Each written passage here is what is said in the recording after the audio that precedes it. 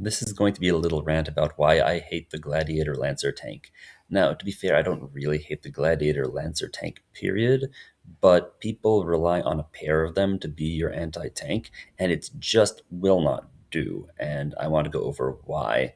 The addition made them worse at hitting and better at getting through armor, which, when you do the math, seems like it's better against AP2, AP3 targets, and that's fair. The problem is that the case where they really fall down on their face is against the 4-up invulnerable save, and against the 4-up, or well, really any invulnerable save, but against the 4-up invulnerable save, that was already their weak point, and they just got worse against them because they don't benefit from the boost to AP that they get from the new edition.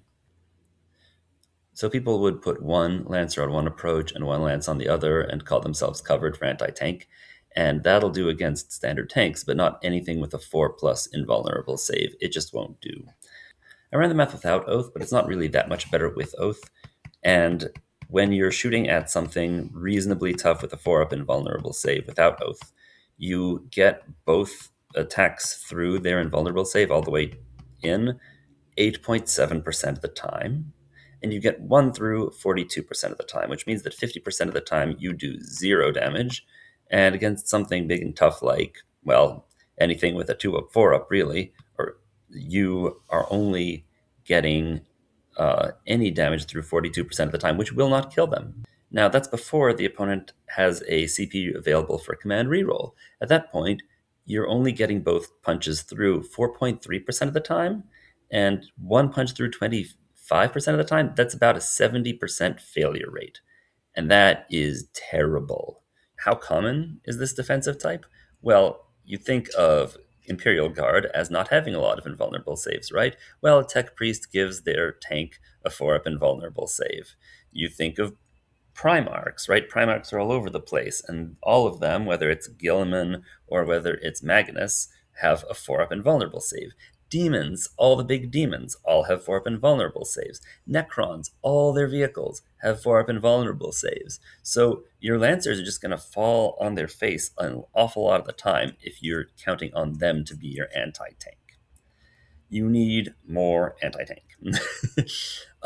Now, things get even worse when you consider the possibility that occasionally you'll run into an opponent with a damage blanking ability.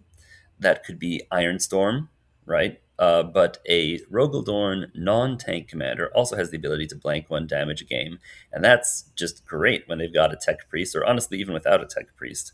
Uh, and now imagine they have a Tech Priest on hand and a command reroll and a damage blanking ability. You're just not going to get anything through for a couple of turns, and that won't do. Now, I have alternative tanks that I think are significantly better, and the first one is going to be the Vindicator, because it has a large number of shots, so it sort of straddles the middle point. AP3 is still plenty, Strength 14 is still great, but the large number of shots helps make up for the problems of the Lancer. Plus, Vindicators are scary, because when they hit hard, they really hit hard. I'm also going to point to the Devastator Centurions, even though they're not a tank. Compare them against the Ballistus Dreadnought. They have more shots, they have more reliable rerolls, and they have blasts of a very significant gun. And they're good against basically everything. They're good against elite infantry because they're triple blast with strength 8 AP2. They're good against tanks with their 3 twin-linked las cannons. So you're not going to run into a matchup where you say, well, this unit was no good. The Repulsor Executioner also has significantly more small arms and medium arms fire, really, with its devastating wounds compared to the Lancer. And it has the ability to transport infantry, which can come in handy in a variety of circumstances. So that's that, the Lancer. If you take a pair of them, you are nowhere near done with your anti-tank capabilities. You need significantly more.